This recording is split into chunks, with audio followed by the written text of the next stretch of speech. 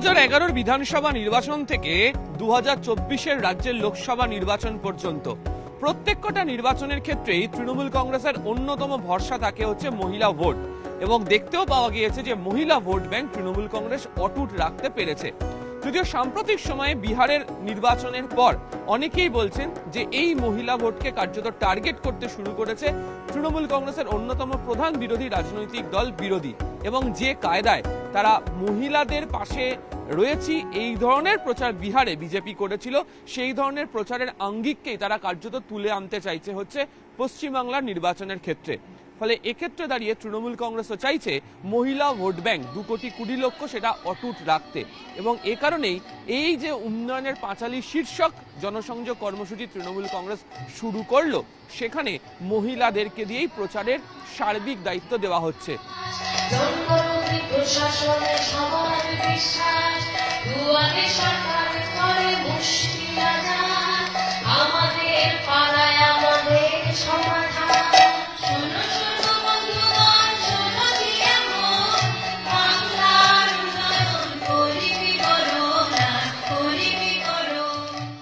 অন্দরে অর্থাৎ অন্দর মহলে প্রবেশ করতে অনেকটাই সহজ বোধ করবেন মহিলারা, বাড়ির মহিলাদের সঙ্গে কথা বলতে তারা অনেকটা বেশি সহজ করে পারবেন, এবং তৃণমূল কংগ্রেস যেহেতু উন্নয়নের ফিরিস্তি নিয়ে মানুষের কাছে পৌঁছচ্ছেন, সেক্ষেত্রে দাঁড়িয়ে বিগত কয়েক বছর ধরে এই রাজ্যে মহিলাদের জন্য কি উন্নয়নের কাজ করা হয়েছে সেই সংক্রান্ত ইস্যুও প্রচারের ক্ষেত্রে তুলে ধরা তৃণমূলের ক্ষেত্রে অনেকটাই সহজ হবে বলে মনে করা হচ্ছে।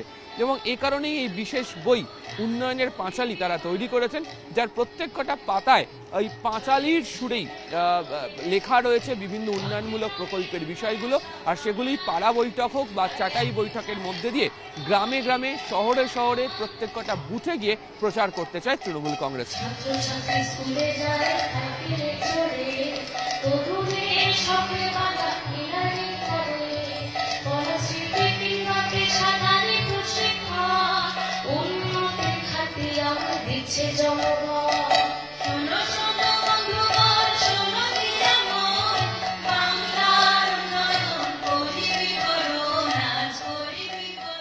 আমরা খুব গর্বিত যে তৃণমূল মহিলা কংগ্রেসকে আমাদের মাননীয় নেত্রী মমতা বন্দ্যোপাধ্যায় এবং মাননীয় সাংসদ আমাদের সাধারণ সম্পাদক অভিষেক বন্দ্যোপাধ্যায়, তারা মহিলা সংগঠনকে দলের পক্ষ থেকে এই উন্নয়নের পাঁচালী ব্রতকথা হিসাবে সবখানে বাড়িতে বাড়িতে পৌঁছে দেওয়ার সুযোগ করে দিয়েছে, এবং আমরা খুব গর্বিত তার জন্য।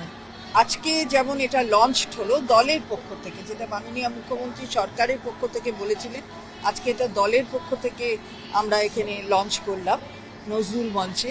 এবং এরপর আজকে 16 তারিখ 17 থেকে 20-র মধ্যে দেখবেন যে জেলায় জেলায় এই প্রশিক্ষণ আমাদের জেলার নেত্রীরা দিচ্ছেন, এবং 20 তারিখের পর 21 তারিখ থেকে 20 জানুয়ারি অবধি পাড়া বৈঠক, অর্থাৎ পাড়া বৈঠকের মাধ্যমে একেবারে বুথ লেভেলে প্রত্যেক অঞ্চলে 3টে করে মিটিং হবে, অর্থাৎ 3টে করে এই উন্নয়নের পাঁচালীর বুথ লেভেলে মিটিং হবে 30 দিন ধরে, মানে প্রতি অঞ্চলে 30 দিন ধরে প্রতিদিন 3টে করে হবে।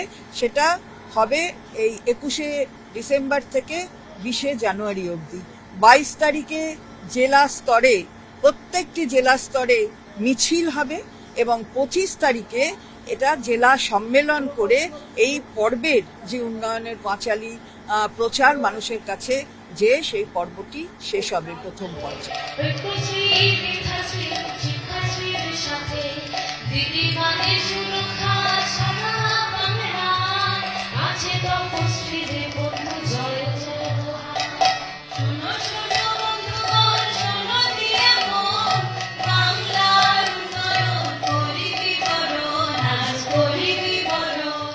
মহিলাদের অগ্রাধিকার দেওয়ার ক্ষেত্রে রাজনৈতিকভাবে ক্ষমতায়ন দেয়া কিংবা প্রতিনিধিত্ব করার জায়গাটাও কিন্তু খুব বড় একটি বার্তা।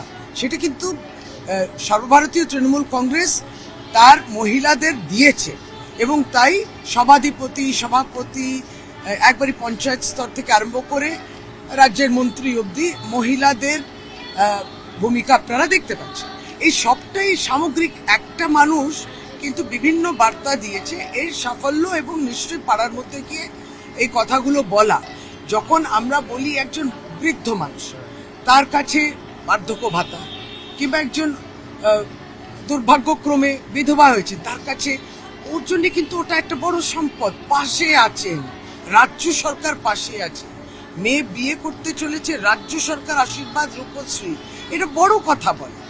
এইগুলো যেটা আবার নতুন করে 15 বছর যখন আমরা আবার নির্বাচন থেকে নিশ্চয়ই যখন যাচ্ছি, আমরা তো একটা সুযোগ পেয়েছি।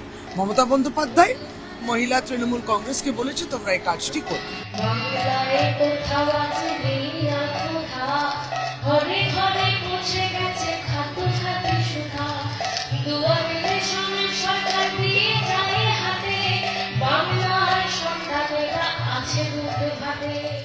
আগামী দিনে বিধানসভা নির্বাচন জয়ের ক্ষেত্রে মহিলা ভোটই যে অন্যতম বড় ইউএসপি তা কার্যত বুঝিয়ে দিতে চাইছে তারা।